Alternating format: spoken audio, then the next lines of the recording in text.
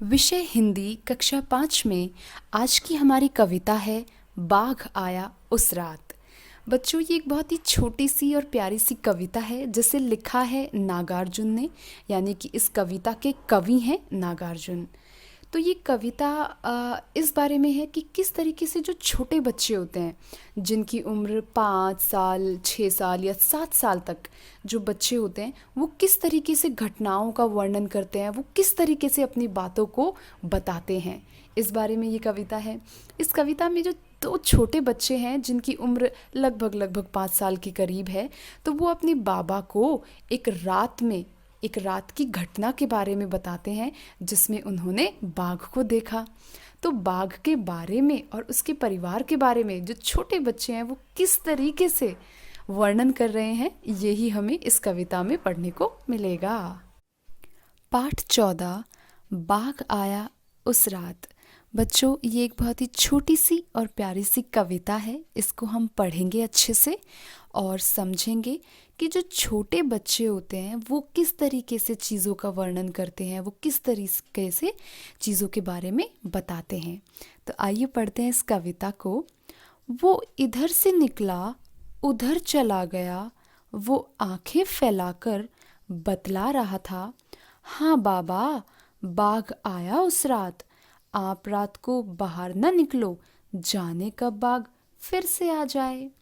तो इन पंक्तियों में क्या है कि एक छोटा जो बच्चा है वो अपने बाबा को बता रहा है आंखें फैलाकर।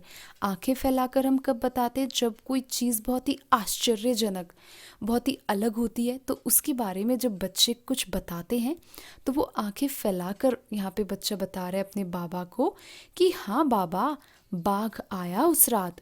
और फिर बच्चा अपने बाबा को बोल रहा है कि आप रात को बाहर ना निकलो, जाने कब बाघ फिर से आ जाए।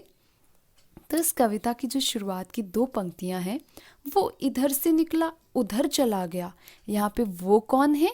बाघ के बारे में यहाँ पे बता रहा है। कौन बता रहा है? एक छोटा सा बच्चा। और किसे बता रहा है? अपने बाबा को। तो चलो आगे पढ़ते हैं हम इस कविता को। हाँ वो ही, हाँ वो ही जो उस झरने के पास रहता है। कौन रहता है झरने के पास? जो बच्चा है वो एक बाघ के परिवार के बारे में बता रहा है। और वो बाघ कहाँ रहता है? झरने के पास।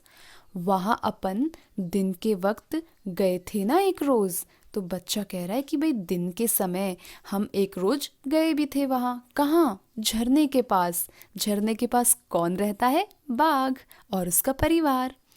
बाघ उधर ही तो रहता है बाबा, उसके 2 बच्चे हैं। बाघिन सारा दिन पहरा देती है, बाघ या तो सोता है या बच्चों से खेलता है। तो बच्चा जो है वो अपने बाबा से कह रहा है कि बाबा, उस बाघ के 2 बच्चे हैं और जो बाघिन है वो तो सारा दिन पहरा देती है, लेकिन जो बाघ है वो क्या करता है? वो या तो सोता है या फिर वो बच्चों के, अपने जो उसके बाघ के जो 2 छोटे छोटे बच्चे हैं उनके साथ वो खेलता है।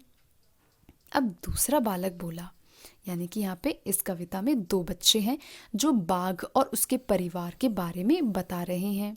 अब दूसरा बालक बोला, बाघ कहीं काम नहीं करता, ना किसी दफ्तर में ना कॉलेज में।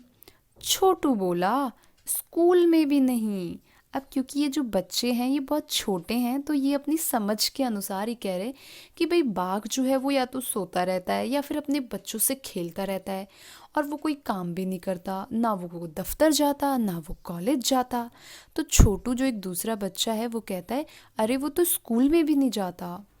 5 साल बेटू ने हमें फिर से आगाह किया, यानी कि जो दूसरा एक छोटा बच्चा है वो फिर से आगाह करता है, अब रात को बाहर होकर बाथरूम ना जाना, कि भाई रात होने पर बाहर नहीं जाना क्योंकि बाहर तो बाघ का डर है।